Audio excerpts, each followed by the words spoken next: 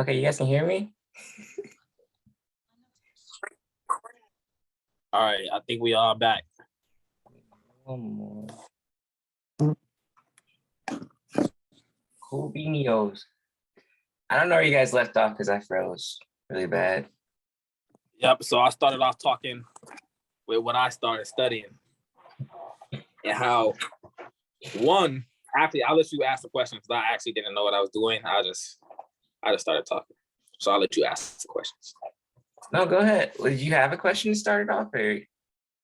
No, I just started off talking with, so we recapped with how me, Aaliyah, and DJ all had some sort of issue with our anger. Yeah. Like mine was being petty. Like when someone does something to make me angry, I'd get petty with them and I do something to try to get them back. But I did some research and found that in Ephesians chapter 4, it talks about it says something like don't let the sun go down through anger or something like that. So basically, like that to me, that meant even though you get angry or something like that, you shouldn't like let that control what you do like throughout the rest of the day or sequence. And I also found it somewhere in Matthew, it spoke about revenge. So how anger and revenge is tied together, and it's talking about you shouldn't get revenge, and like if someone slaps you, offer the other cheek as well. But yeah, that's where I started. I don't know where I should go from that, but yeah, revenge is bad. Anger is bad. Anyone else? Yeah. So, wait, anybody else want to say something before I go? No? Yes? No? No? Okay. So, going off the revenge part, I did a little bit of studying too. Like in Romans 12:19, found, dearly beloved, avenge not yourselves, but rather give place unto wrath. For it is written, vengeance is mine, I will repay, saith the Lord. So are you talking about revenge? It's like, it's not in our hands to do that in the first place. And giving place unto wrath means giving place unto God to handle it. You know what I'm saying? Yeah.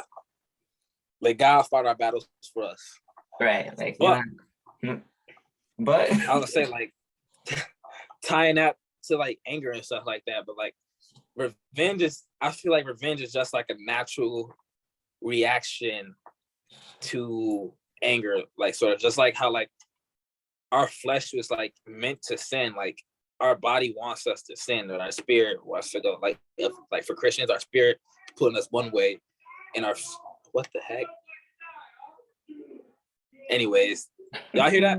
Y'all hear that? Okay, yeah.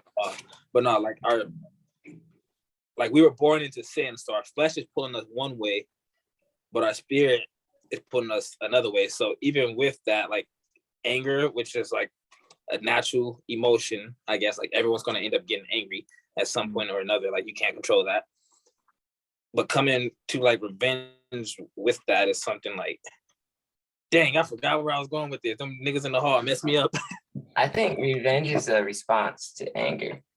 I wouldn't say revenge is like, but it is an option, and that's what wrath kind of is. I mean, like think about it. Like, I mean, like that's something like revenge is something you would have to like master control of, because naturally, when someone, even as a child, like if you hit a kid, that kid's going to hit you back. It's like a natural response. I guess like if someone does something to you, you naturally the first thing goes to is doing something to them back. Right. So like I know it's something like as we get older, it's something we can control, but at the same time, it's not going to be like, for me at least, perfect every time. Like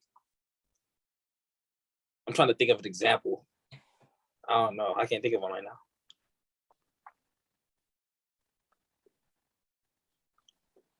Yeah, I don't got none. No, I don't got an example. But I kind of agree. I kind of agree because I think it's more of an impulse. Like when especially the little kids, they do a lot of things on impulse without thinking right away. But it's an impulsive response, I think. And it depends on the reaction, kind of. Like last week I was talking about like how like I don't start fights, but I finish them. Like if someone came and punched me, am I not supposed to start swinging back, or am I supposed to let them beat on me? Like how far it is Like for supposed no to go? reason. And they just punch you for nothing. Let's just say, Oh, we fighting. let's say for example, we're getting in a real intense game of football or basketball or something like that. We just trash talking each other, and the trash talk led to, I don't know, wanting to fight, because that's how everything ends up in Milwaukee. So trash talk leads to fight. They tell you to fight. Like, no, I don't want to fight. They come up and hit you anyways. I know Jesus' example when he was talking about revenge is offer them the other cheek too. But this isn't the 200 AC AD or whatever the time was. It's like, how far are you supposed to, like, what's the difference between letting your anger and revenge get the best of you, and then like following what the scripture says, saying like, don't let your anger take control? I think like, where's the line drawn between that? Like, that's kind of self-defense is something you can do. Like, I think if somebody just comes up to punch, it's not, you don't just have to let them punch you. But like, if it can be avoided, then you would want to try to at least, if anything, I wouldn't start the fight. But if the fight did happen and you have to defend yourself, I say go all out. Just don't kill the person. I mean, that's a little bit. Oh, no. But is there a line between like getting revenge and like reacting off anger? Like, do you think those are different things? Well, because you can get revenge from anger, but like, what about reacting off anger? You have to define revenge first, because revenge can be a lot of different things.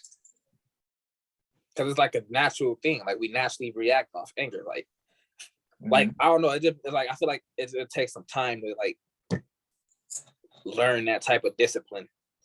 Patience. That's probably the biggest thing you need to learn. Like, when handling emotions is always boiling down to patience, I feel like. And that's like in Proverbs, it talks about it a lot. Like, the one that's slow to do, like Proverbs 16:32, he that is slow to anger is better than the mighty. And he that ruleth his spirit. You know that one? Yeah, I think I took that down in my notes. Yeah. I heard that one in a video somewhere. So it's like, okay. And he that ruleth his spirit, then he that taketh the city. So yeah. Oh, Proverbs 14:29. Whoever is slow to anger has great understanding, but he who has a hasty temper exalts folly. Is that related to patience? That's what that was getting to. Proverbs 14:29. Sarai? There's another scripture about that too, in Ecclesiastes, whichever one. Chapter 7, verse 9. What did it say? Be not hasty in thy spirit to be angry, for anger resteth among fools. Yo, hey, I like that. So yeah. What do you think? Expand on that for me real quick. Expand on that. What do you think that means or exemplifies? So for me, I looked up the NLT version. I didn't write it down, but on this study, on the side I wrote, anger labels you a fool. So basically, what I got from this study, I'm about to go off topic for a little bit, was that like anger is one of the emotions that cause the most damage. You know, because like when you're mad, you say and do some things that are like out of pocket. like some people get revenge, or some people would like roast the life out of you. That those words hurt, like even though you know that they were angry, but they still cause damage. You know, and that we shouldn't be so quick to get angry, because that's how you can like lose or break relationships or trust. You know, like, and then it'll cause people to feel like they have to walk on eggshells or be careful about what they say or do around you because you don't have control. Mhm. And like it's that in Ephesians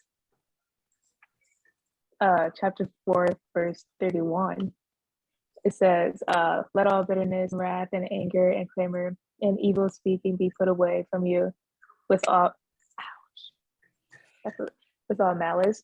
Mhm. But yeah, like we can't get rid of our emotions because Right. it's natural, but it's just best to control them and not act a fool because you're So, mad. question. So, what would you define a fool to be? In this sense, at least. I don't know. In this sense, someone who isn't willing to like actually think, like act on their emotions, Hmm. if that makes sense. So, kind of like Like not think before they do. you just like, yeah, it's like, oh, you said this, how dare you? And they're like, oh no, I didn't mean it that way. It's like, yo, yes, you did. Da da da da. Mhm. And then they're like, no, I didn't. Like one of those type. And it leaves you a fool because it like says that you weren't really listening anyway, Right. and you were trying to learn and grow. Makes sense. So Mhm. So, yeah, so would you say that ties into Proverbs 3 and 6? Actually, no. Proverbs 3 and 5. Yeah. Trust in the Lord with all thine heart, lean on to thine own understanding. I really not. You think I that think kind of ties into that? I think so. Yeah. Okay. Is DJ still here? He is. Look at him. He looked like an egg. All right. Don't have So, to say all that. you got a word for us, buddy DJ? Y'all want me to go? Go ahead. I saw your notebook, so I'm like, okay. And then Leah, you want to go after him? Well, yeah, because like y'all said most of the scriptures I had down, but I just decided to like write down the effects of anger, what it has on your physical body as well. And Mm-hmm. like, I'm sorry, I'm kind of tired, but for your physical body, it says like if you like hold on to it and you don't like control it after a while, you get increased anxiety, high blood pressure, headaches, built up frustration. You have hatred, negative thinking, outbursts of rage. And so then I was like, oh well, it's great to know like all the am I buffering? I just want to make sure. Am I? Now you doing No, good? kind of. Okay. So since I was like, well, there's a lot of like I know what's wrong and like how it affects the body. What are solutions to like controlling your anger and stuff? Like before you speak, like what you guys were talking about, like watch what you say because if you act on emotion and you go off on the mouth, you're a fool. I would know that because that's what I would do to you guys. So like before you speak, take a minute to take a deep breath, and then be like, all right, if you really are frustrated and still mad, like find a way to like express it in a proper, understandable way that people take you serious and actually try to like understand where you're coming from. Because if you just like yell at them like, "Oh, you this, and that," and then you like say some hurtful things you didn't mean, it's too late because the damage is already done. So like another thing is like take a time out. Exercising helps with the emotions. Like if you're mad, go for a walk, run or lift some weights because trust me, it works. It works like a charm. Like if it's like little stuff like oh I can't find something or I can't do something, um, take a break and then breathe and then like try to look for a solution to the issue. Like because there's always a solution. There's never just one way. Like if you really look for a solution, you'll find the answer to your problem. Don't hold grudges because grudges to me you have to try to hold a grudge like it takes a lot of more effort to like hold a grudge on somebody and it's a lot easier just to like drop it and like I won't like I'll forgive you yeah but I'll know like how to like gauge you as a person and like gauge my boundaries with you that type of that makes sense. You still there? Yeah, Oh, okay, okay. I thought you were froze. listening. but, but If you, yeah, relaxation skills. Like what I do, I stretch. I might like watch TV. I play basketball. I might listen to music. Uh, those are things I do at least to help. I if you really need to seek help, that should be number one. And pray. No, pray is number one. Prayer is number one. Seeking hope, like ask someone you're confident, your best friend, and like your family if you trust them, like to express it to, and like get your emotions out thoroughly, and then you can analyze the situation from there before you act on your emotion hastily. And then like the scriptures I have is like James 1:19 through 20, Proverbs 10:11, Proverbs 10:18 through 21, Psalms 37:8 through 9, Colossians 3:8, Proverbs 14:29, Ecclesiastes 7:9, Ephesians 4:26, Psalms 34:14, and Colossians 3:15 through 16. Yeah, I have a lot because trust me, my mom, she used to make me read a lot about that type of stuff. So that's all I have for y'all. Questions? Going back to holding a grudge. So you said holding the grudge is like you have to try to hold a grudge, but like let's say so we're not supposed to get revenge too, which is another thing we talked about. So if someone does something to you, yeah, you forgive them and stuff, but that you're not holding a grudge against them, but that thing, whatever that thing is still gonna linger for a little bit just because one, you're not satisfied with the outcome. Like you won't be satisfied with the outcome. Like you always like it's natural for us to always like it takes a level of like maturity and patience to like learn how to like push that stuff away, but we're not like immune to like pain. So what do you mean? Like, define like trying like what's a grudge like to you? To me, Like a if someone grudge did is some, like if someone did something to hurt me and I never did nothing back, like yeah, I'll try to ignore it and forget it and push it to the side. And like whenever they want to start again, like yeah, we can start over. But that thing they did isn't gonna like leave my mind. So will that be like considered holding a grudge? let me explain like what I meant by that because I guess my version of a grudge can be a little different. But like when I hold a grudge, it's like, oh well, you said something about me, or you like looked at me the wrong way, or like pushed me, or like saying stuff behind my back. So I might hold it against you and like look at you like you're crazy, or try to like get back at you, almost like revenge. Like and like when I hold a grudge, it takes effort because I keep thinking about it, and like if you really keep thinking and dwelling on it, it honestly takes a lot of work. To me at least, it's like, well, if I keep thinking about it and like festering on it, trying to like hold on to it, but and when it comes down to like pain, I don't say like one thing I've learned, especially for me, is like I can't just feelings and emotions to the side and like ignore them, because like the more you ignore your feelings and how you like feel inside is hardening your heart.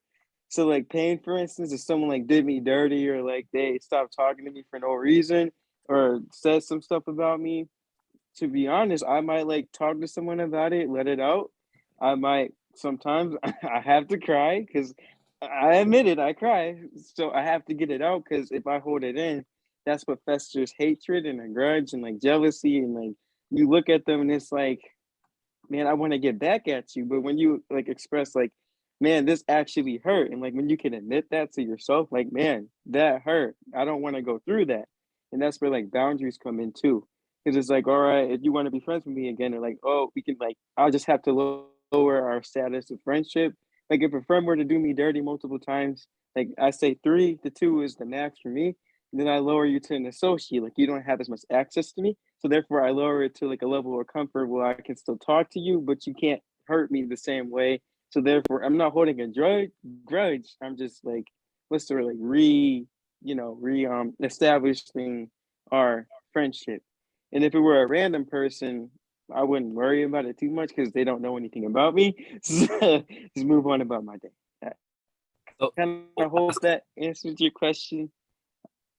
yeah, it did. Sure. But last question after that question. So would you say like keeping your emotions bottled up and not, would you say that it would lead to holding a grudge? Like when you keep your emotions bottled up, eventually it's gonna like overflow. And trust me, maybe you've experienced it too. Oh yeah. Is when it like overflows, it's like you let it out and like you say all this stuff into that person that just so happened to set it all off, and like maybe they did like the littlest thing to you, but it's like they were in there and they triggered you, and all your emotions are going out on them per se, and it's like you didn't mean what you said, but you already said it. So and like that includes the grudge. Like when you bottle stuff up for a specific person, it's like a specific set for them. So it's like you're holding it in, and then you keep letting it happen. Like maybe like if they say something you don't like, just stand up for yourself. Like be like, hey, I don't agree with that. Hey, don't say that around me. Or hey, if you keep doing that, I can't be friends with you. Instead of like letting it in and being like, oh, okay. And then walking away with like a smirk, like, I'm gonna show him who's right. Like I'm gonna show him who's the boss. Instead, just be like, hey, I don't like that, or hey, like, can you not, or like, hey, we can't hang out like that. Like set a boundary, like limits to like their access to you. Yeah. That's if that makes sense. Yeah. Yeah, it makes sense. All right. That's all I get. I think it's Aaliyah's turn. Yeah. So I'm also kind of tired. So if I'm not on my game, that's why. But like to me, it's like I don't think anger itself as an emotion is bad, because it's like I feel like it's the way that we direct our anger that becomes sinful. I mean, if you think about Jesus, he showed an example of righteous anger when he flipped those tables. He was angry because people were not honoring his father, they were not treating his father with respect, and they were kind of making a commodity out of God, and so his anger was directed in a way that was righteous. He was angry for the right thing, but he didn't, kind of act on it in a really harsh way, if that makes sense. Like, I feel like it's like, okay, if you're angry about the mistreatment of animals, there we go. So one of my classes talks about that. Then it's like, okay, instead of going off on people who do these things, actually target or kind of address your anger in the right way. Put it into something that's going to be productive. Actually take a stand for it and allow your anger to kind of turn into a passion that makes you want to fight for that cause more, if that makes sense. So I feel like because God doesn't want robots, and I feel like that's why he's given us so many emotions. And I feel like anger is just one of those emotions that tends to be kind of used in the wrong way. Um, and I also picked out a verse from James 3. There's a few in James chapter 3, and it says, "The tongue also is a fire, a world of evil among the parts of the body.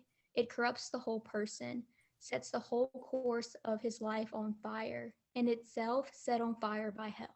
All kinds of animals, birds, reptiles, and creatures of the sea are being tamed and have been tamed by man. No man can tame the tongue. It is a restless evil, full of deadly poison. With the tongue we praise our Lord and Father, and with it we curse men who have been made in God's likeness. Out of the same mouth come praise and cursing. My brothers, this should not be. Can both fresh water and salt water flow from the same spring?" And That's a good verse. I love this. I love James chapter 3 because it really hits, because it's like it really hits on hypocrisy, one, but two, it's also just hitting on how there's so much power in your tongue. Like that is the most powerful part of your body, I believe, because legitimately it can set so many things on fire. And because a lot of the time our anger comes out in words. And so it's just kind of like how it can set a whole forest ablaze. And it's like you can't praise God, but then also curse men who have been made in God's likeness with that same tongue as well. Because it's just like you can have bitter water and fresh water flowing from the same stream. It makes no sense, and it's really hypocritical, and it's kind of like not two-faced, but it's really hard for people to see who you truly are, I think, and it sets a really bad example, of course. So, and it's kind of like being double-minded too, I guess. And So then, yeah, that's what I uh, have.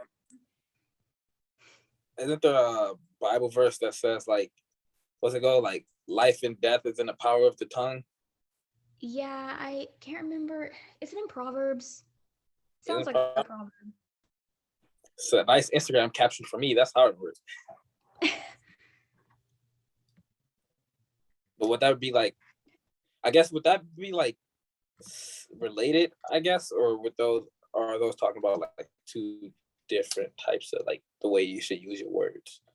Because like I know for like when I was taught that verse, it was like you shouldn't talk down on somebody. Like say like you're like, oh, I wish you were dead, or I want to kill you, or something like that. Like you're speaking that stuff into existence, and like would that be like related to?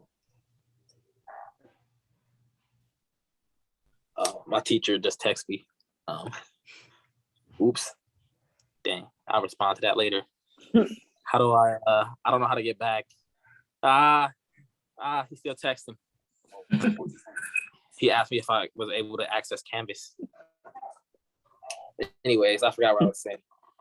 Yeah, I do think it's related. It does come from Proverbs. And I think it does kind of mean the same thing, but like in different words. Because like death really can come from like the tongue. It's crazy to think about.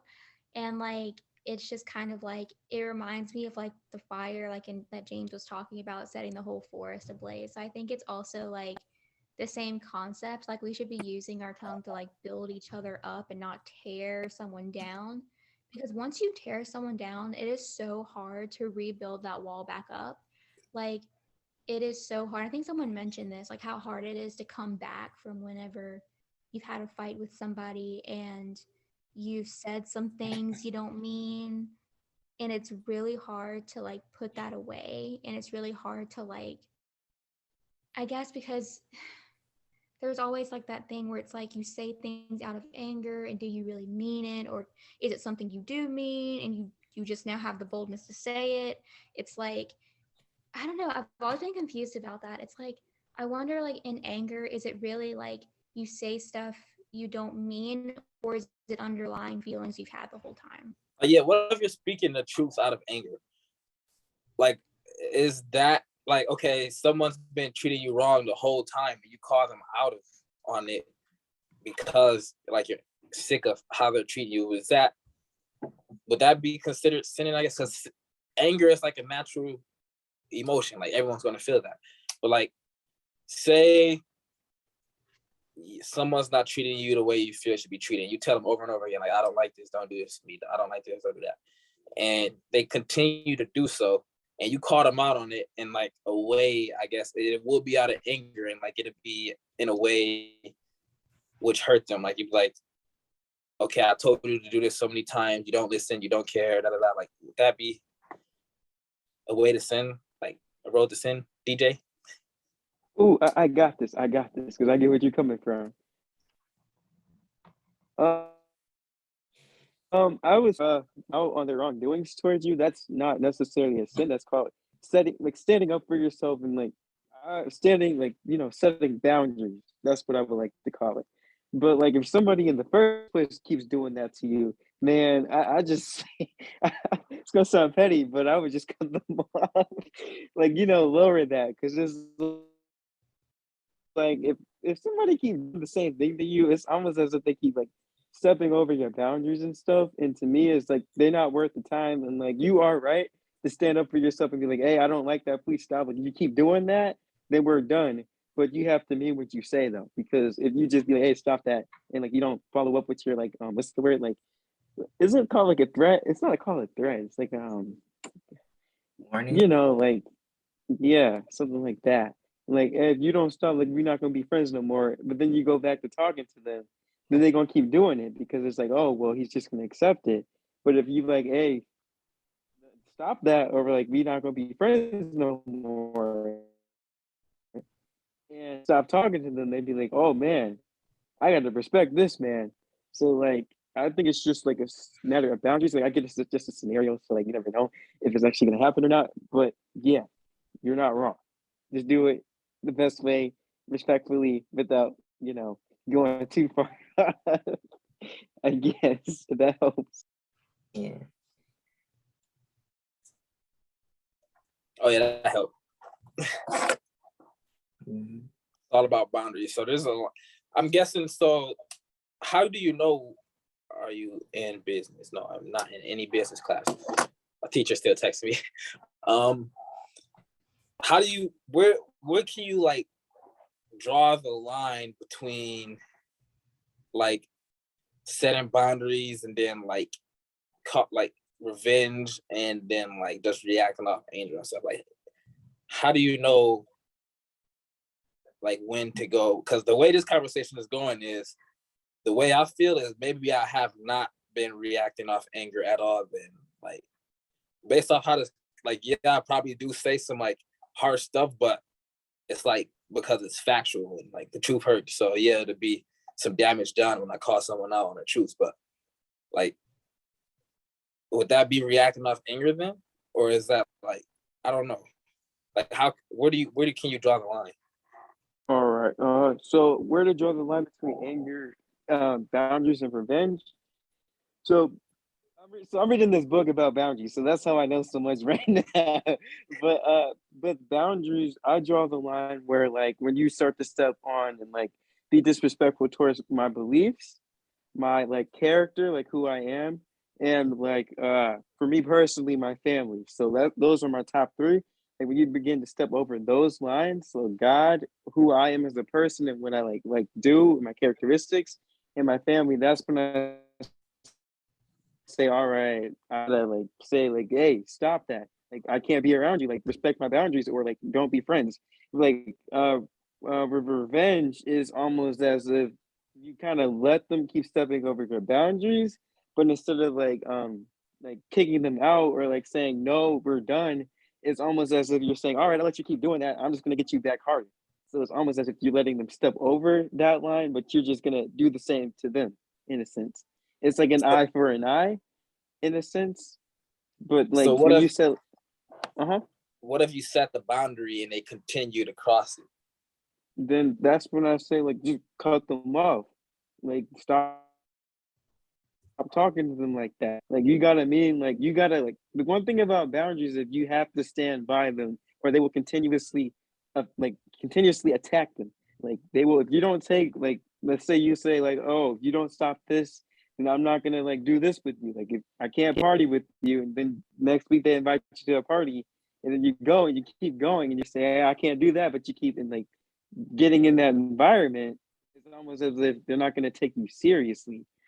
But like the moment you begin to like take your boundaries serious and be like, all right, no, no means no, I'm not gonna do it, then they're gonna be like, oh, he actually means it. And hopefully they'll step off. If they don't, then it's like next level up. Like you kind of like separate yourself, if that makes sense. Like separate yourself. When it comes to like going off and like when you say like you say the truth, but you say it in a harsh way, I say because I do that all the time. Well, I don't do it all the time anymore, but I used to. Um, when it comes down to the truth, when it needs to be said, I just say try your best to be as respectful as possible. So that's like when I say take a breather, then address the situation calmly. So that, like it doesn't sound like you're just trying to be like harsh, harsh, harsh. Because what you might say could be true, but they're not going to hear it because it's based off your tone. So tonality makes the big difference. Because you can be like someone can be really annoying and frustrating and like rude to you, and if you say it in a harsh manner, they're gonna be like, "Oh, he hates me. Oh, he just thinks this about me." But you're like, "Hey, can I talk to you? Like, hey, I don't really appreciate you doing this and that right now. Can be like, stop that." And then hopefully they'll get a better understanding. If they don't from then on, then just like be like, "I can't be around you like that." So yeah, like what she said, speak the truth in love, in a sense. So yeah, those are the lines I'd say. So like boundaries is like your beliefs, core beliefs, three things for me. And then revenge is just an eye for an eye. And then truth is just like speak it in love the best you can. So yeah. Hope yeah. Well, in that case, I don't think I've been struggling with anger at all. I lied to you guys. I'm sorry for lying. I'm a perfect man. No, I'm not perfect. But no, now that DJ explained those boundaries and stuff, then yeah, I don't think that, because what I do is I make my boundaries clear. And if a person crosses those boundaries, then I retaliate. But I either retaliate with the truth, or what I do is the way like I said last week, like one thing I like to do to get petty, I just block people on everything. That's cutting them off. That's not, I don't think that's like retaliating off anger, if that makes sense. So that means I can continue to be that way. Right? Well, I don't know your situation, so I can't say much on that. But no, it don't happen to me often anymore, but in high school I did that a lot. All right. So yeah, if they stepping over your boundaries and stuff like repeatedly, then yeah, you have a right to block them for your mental health and stuff. That is okay. I'll be doing it without warning, like 4 o'clock in the morning.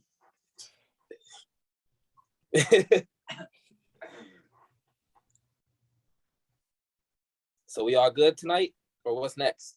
I don't know, I was just being quiet so everybody else got a chance to talk.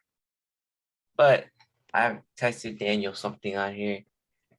So we're talking, I think a lot of the conversations about external anger, how we treat other people based off of that. But I was also just thinking, like, how do you treat yourself when you're mad or angry? How do you talk to yourself? What do you think about yourself? What do you think about your situation? How do you motivate, move out, or do you just stay in that state? Because I think that also has a huge effect on how we respond to such emotions. Okay. So for me, when I get mad, it's not very often. So that's how you know you did something wrong. If I get mad and start yelling. Anyway. But I'm like, was that too harsh? Or did I say the right thing? Or I remember one time I got mad at my sister.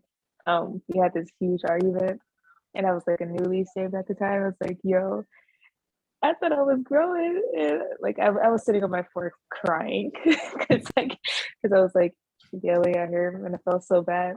And then Mama, she's like, it's okay to be mad and angry, but it's like the way you handle it. And for me, I usually get mad like during practice, like on my flute or whatever. And I'm like, yo, this is straight hot trash. And then I give it like a few hours. Well, not hours, like 30 minutes. No, a good chunk of time. And then I get over it. But it's still like this underlying thought of like, wow, I feel messed up on that. And I'll just keep thinking on it until I forget about it. DJ? Huh? With me? Yeah. So what I used to do when I got mad, typically I would tell myself a lot of things about myself personally, and I would project those feelings off to my siblings pretty much. It was like I already had these thoughts built up, and when they were like being with kids, like kids would do, I would just retaliate and just go off on them because it was the easy outlet source to me when I was that way. So like I feel bad still kind of for the things I have said to them in those moments. Like now though, when I get mad or angry, I typically like to take a breath and like think positive because that is hard for me sometimes. So it's like I have to take a deep breath, think about what I have in my life and what I don't have, and like why am I actually mad? Because there's always like like an answer to my solution, like like a answer to my problem in a sense. So I don't know if I've gotten better at that because I haven't really gone off. I do get sad sometimes, but that's different. But yeah, that's how I handle my anger now. I kind of just, relax, chill out, go do something else, then come back to it. And yeah, All right. so call someone else. Anybody else Brett. have any? Like, how do you speak to yourself when you're angry? How do you think when you're angry? Anything like that? Well, are you going to Leah? Yeah. Wait, can you hear me? Am I like glitchy? Yeah, we can hear you. I can hear you. Okay, because it's glitching on my end, so I didn't know if it was like glitchy on y'all's end. Is it like, does it sound No. funny? Okay. So it's also from James chapter 3, because this chapter is just, it's so good. It says in verse 14, it says, "But if you harbor bitter envy and selfish ambition in your hearts, do not boast about it or deny the truth. Such wisdom does not come down from heaven, but is earthly, unspiritual, of the devil. For where you have envy and selfish ambition, there you find disorder and every evil practice." Mhm. So like I think like the part that like kind of you're talking about how we feel towards ourselves whenever we're angry and just kind of like harboring it and like kind of harboring everything in your heart because like um we know that the heart is very deceitful and confusing. And I feel like it's in Proverbs. It's like who can know no it's not. It's like who can know the Damn. heart because of like yeah, something like that. And I just feel like whenever you're angry, kind of like DJ, I would kind of project, I feel like how I felt about myself onto other people. It's like, oh, I feel like I'm being annoying, right? So then I call someone else annoying. And I feel like, and they're not even being annoying. It's like, it's kind of projecting how I already feel and kind of placing that assumption on someone else. And I just feel like basically like we all heard the verse like love your neighbor as yourself, Mhm. but I think something really big that like my oral communication class talked about was like if you don't really treat yourself well or quote unquote love yourself, how can you love others properly? Mhm. Like how can you love your neighbor as yourself if you treat yourself like crud? Like it's like if you view yourself a certain way, how can you expect to treat people the way they should be treated? So that's all I have to say.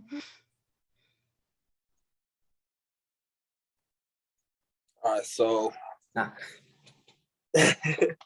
for me, like I rarely get angry, and there's very few people who can get me angry, just cause like I don't know, like I don't know. For example, like my roommate who's in the room right now, I don't think he can do anything to piss me off, just because like it's just the way we view each other. It's like, yeah, his opinion matters, but it doesn't at the same time. So, so it's like, I don't think he can do something to, like make me mad. But like someone who's influential, like how I said, like Emmanuel, like last week, Emmanuel, like Emmanuel's a smart dude to me. Like I look up to like the stuff. He's a wise dude. So if he were to call me out on something, like I'd learn from it. But at the same time, it'd be something to like trigger some emotions or something like that. So when I get when I do get angry, it's like first I think back to where it started. Cause one, I'm an overthinker. I like to like connect dots and pieces when no one asks me to, just so I am. So I always like I'm an observant person. So I always like to start back to where I think the situation started. And then from there I go and see who's to blame for like that situation. And because my confidence is already so high and I already think highly about myself, most of the time I'm gonna blame the other person for making me angry. So I don't know, from that point, the way I like to handle it is one, it's like setting the boundaries or whatever. Like I talk to that person, try to get things one-on-one, try to get them like make sure we're seeing eye to eye and try to get on the same page. Then like DJ said, like if they continue to step over your boundaries, then that's where I wouldn't say it's revenge at this point. It's just retaliating and doing what's best for you. So for me, like I said, like from personal experience, I know that this affects a lot of people easily. No warning, just block them on everything, because you got your point across. If they refuse to ride along with the point, then what's the point of like keeping them around or whatever? That's how I like to retaliate. Emmanuel. Question. So since you did say you think highly of yourself, and that's a good thing. So since you think so highly of yourself, do you ever get frustrated at how your life is going, how you're feeling, how you respond to certain situations? How do you respond when it's like the anger is towards yourself? I don't get the Or only time I get, frustration, I won't say frustration, because I know you get frustrated. yeah, I get frustrated. Mm.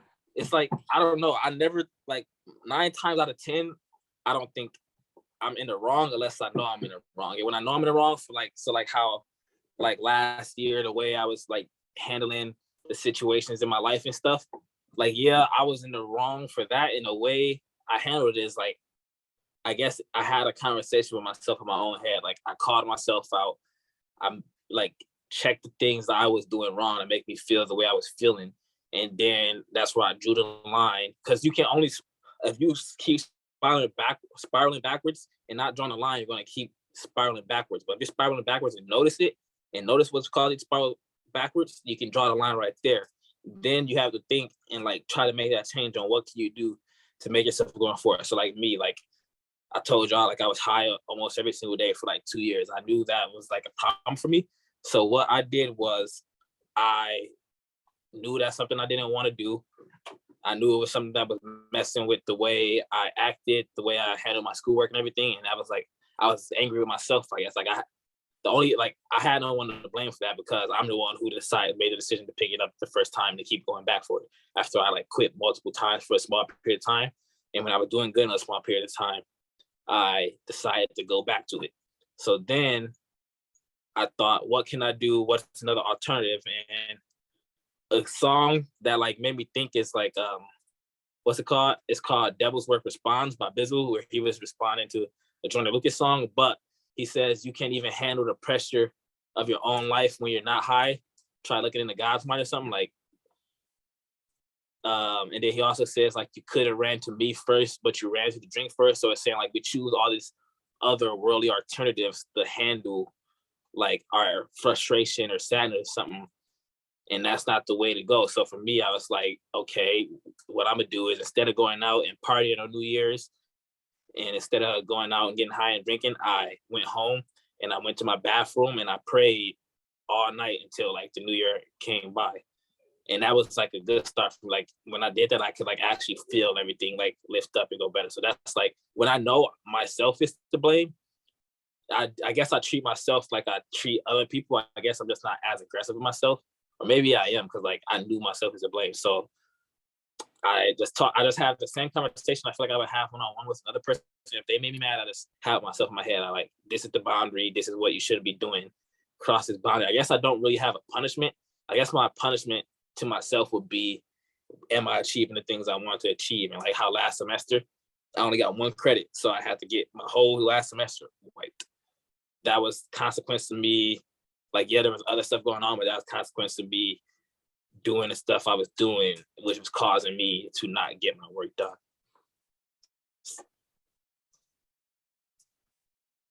All good.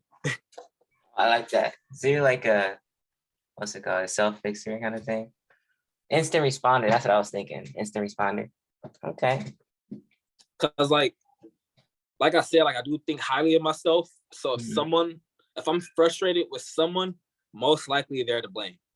But unless they're like I said, like if you were to call me out on something, then I would be myself to blame. Because if you were to call me out on something and you're right, that's the only people get angry off of truth sometimes. Like that's what one of my like the truth hurts. Like, yeah, it's a basic quote, but it's like a real thing. Like people get angry off the truth sometimes. So like if someone were to call me out on something, which would cause like make me angry, if it's the truth, then yeah, I wouldn't retaliate towards that person. I'd probably be like, hey, back off, da da da. But I'd probably like, I'd still like sit back, think, have that conversation with myself, like, this is what I'm doing, what can I do to spiral forward to get back to where I was going.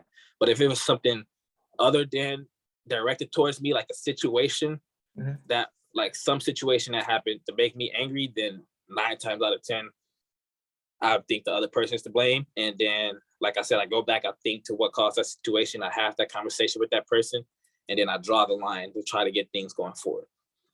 So it's like the same thing I do with myself, but towards the other person. Yeah, I like that. Now, does anybody else have any other questions or any scenarios, any thoughts?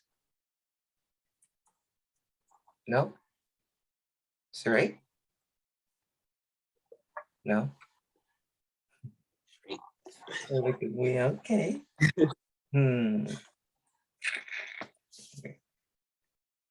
I did have one more question, but I don't think I have one more question.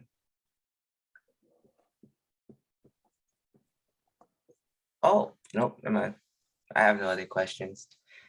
No other thoughts or concerns? Nope. So I guess the recap would be like, what? There's a line that we can't cross between getting angry and reacting off of it, and then a line we can't cross between anger and boundaries, and then the way we handle those situations, like what's the best outcome. So think. So our response is important, how we interpret is important, and where we draw the line is important. Yeah. Hey, okay. Capiche? All right. Well, that was a good conversation. I liked it. You guys want to go deeper? You want to do a different topic or? I say we get to the topic of faith. Faith? Okay, faith. That's one of my favorite topics to talk. Like, whenever I do try to convince people about God, my go-to topic is about like faith, because you can't achieve anything without faith. Right. So that's one of my favorite topics. It's even in my Instagram bio, Hebrews 11:6. No, I like that verse. Yeah, it's one of my favorites. Like a certain like part of faith, like active faith and like pursuing your faith, or like, is there anything specific about faith that you wanted to talk about? Right. Or just like faith in general? Like Let's just say the importance of faith, so we can keep it open. Like, why? Or do you want to break it down a little bit? Break it down, like, why is it important for us to have faith? Like, how can faith get us through life? Since faith is a broad subject, it could be. You got something to say, Siri? Faith in God. Okay. Faith in Jesus. I think. Yeah, I just said faith is like a huge, broad topic. Like so many things fall underneath it. So I'm kind of thinking it's kind of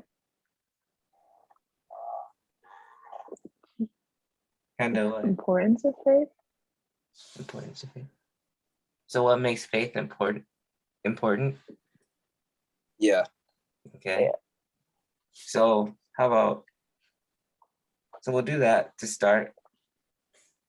We can actually break faith up into a lot of different sections. So we'll start off with importance, because if you don't know why it's important, you don't know what's necessary about it to have.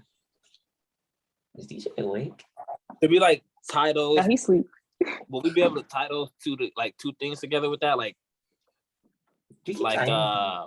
Why is faith important, and how will it like get us through certain situations, like life circumstances in general? But that's the way I like to think of faith and stuff. Like, so you want to do it? Like, I know it's important, but then like other reasons on how faith works for us. Like, I know like nowadays the witchcraft people say manifestation, and that's a form of faith, I guess. It's not faith in Jesus, but it's faith. So right. And there's a lot of different levels to faith and places of faith. Oh, what's up, Leah? I was just saying, like, manifestation is like faith in self. like you believe like you have like the power to like do everything. That's that witchcraft stuff, that voodoo people. Yeah, and it's really it's demonic, Mm. but no one likes to use that word anymore. It's kind of a strong word, but it's Demonic? true. No, you're right. You're right. You're right. It is. Them rock, It's Speaking so to the them demonic. rock universe, girls. astrology stuff, astrology, The universe. Astrology. universe. I'm I an believe in any asparagus, so I god, acted like this. right? So we'll do. Everybody except So why is it important to have faith in general, or is it faith in God? Faith in God.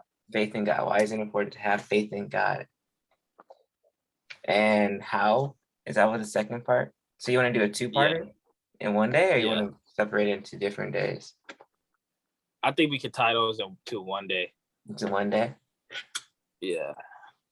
And then while we're at it, would you want to start earlier then? Because it's pretty late. I know it's like 10:30 where you are, Aaliyah. And it's 9:30 where we are. But Well, if you're gonna do a two-parter, it'll probably take us a little while. oh yeah. So Most of my like, I'd be ready anytime at Aaliyah. It'll be 8 where she's at. mhm. I'd be ready around anytime at like 7 o'clock or later. Okay. What about weekends? Weekends, except for Saturdays, because there's like track meets. Okay. Weekend. Just trying to get like an overheaded thing, see what's that. Everybody has DJ and Saray. I know you guys work until 8 most days. Oh, I Saturdays don't work until 3. Sunday. I think I work Sunday 5 to 1. It'll be today's what, Wednesday? Yep. Today's Wednesday. That's it. I know. It feel like a weekend to me. Right. Yeah. I mean, if it's just gonna be us 5, we could probably do. Wait, Saray, do you have off Tuesdays? Oh wait, no, you can't do Tuesdays because you got Bible study. Thursdays though, right? Friday. I Friday. work Thursdays. I don't work Fridays. Yeah, Fridays will probably work better for me. I'd be able to work out earlier. I don't have classes on Fridays so far. Okay. So DJ had to be later Yeah. today then. Yeah, I'll be fine being late. I'll be fine. You sure? I'll get in when I can. Yeah, I'll be fine as long as the majority is okay. All right. So it's settled on Fridays then? 7 p.m. Topic for next 6:30. week is why is faith in God important? And how does faith influence? How can we us? apply it to life? How do we apply faith to life? Okay. That's gonna be a long topic, man. Well, I feel like those questions are like kind of related though. Yeah. There's a lot.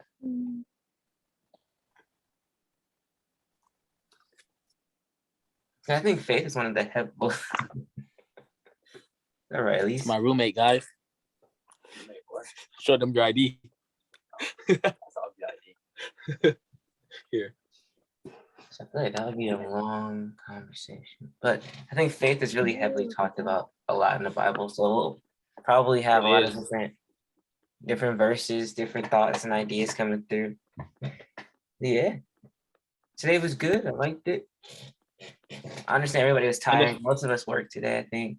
And it's late over where some people are. But yeah. well, we work what we had. Oh, yeah. You said what? What did you say? What did he say? What did he say? That's me. Huh? What did you say? What did he say? He said something. Never What mind. did you, don't be The shy. joke is You ruined. said it. The joke is ruined. It's Don't be shy. It to be a Oh, joke. no, bro. It didn't work. Never mind. I'll try. Ooh, that is good. Wait. Hold on. Y'all, we're gonna have a lot of conversations about faith. I'm just telling you that right now. Do we have to Mhm. find a story on it too, or no? You can find whatever you want. I mean, yeah, we can find whatever. Okay, so we gotta structure. Not We the can do a cake. structured study today, this week, like a structured study. Don't judge me for my blanket. I'm cold. Like a structured study where you do like a set amount of this, a set amount of that, and kind of like that. Like find one story, explain what you found, or something like that, and a few verses, explain those, or just do freelance. I don't mind doing either one. It's just up in the air. I said we all, because it's all up for like everything's up for interpretation too. Right. So like the way I think isn't the same way someone else thinks. So if Right. we all just do it like freely, then we all got something to learn from each other. Right. That's what I'm thinking. So I'm thinking freelance is the way to go. Yeah. And then I'm pretty sure there's a ton of more topics in faith. So we'll start off with these two. These two. Probably be like up till midnight talking. That's okay. Unless we can't, if it is, we can break it up to a two-parter. Like the first day we could do why is faith important, and then the second day we can do how do we apply it to life, and then we can go from there. Yeah. Sounds good, everyone? Sounds great to me. Aaliyah looks like she's gonna go to Oh, bed. yeah. Mother's tired. I don't blame her. It's like I would be It's asleep by 11 now. over there. Wait, It's 10? not Almost 10. 11. I would be knocked out cold by then. I don't know how you do it, but we appreciate you. We all know. And she's the only one out of state too. What'd you say, DJ? Say a little bit louder, please. Say a little bit louder, I was please. gonna say we all know Don't you're be gonna shy. be knocked out as soon as this is over. You're gonna get in your bed, you're gonna look No, at in your his chair. He phone, goes in his and chair. you're gonna be knocked out Oh, every single time. well, I have to work at 5 in the morning. Good night. Oh, yeah. Good night, Good fam. night. Bye. Good seeing you guys. Yeah. Good to see y'all too. Peace out. Deuces. See you guys next Friday. Au Then. revoir.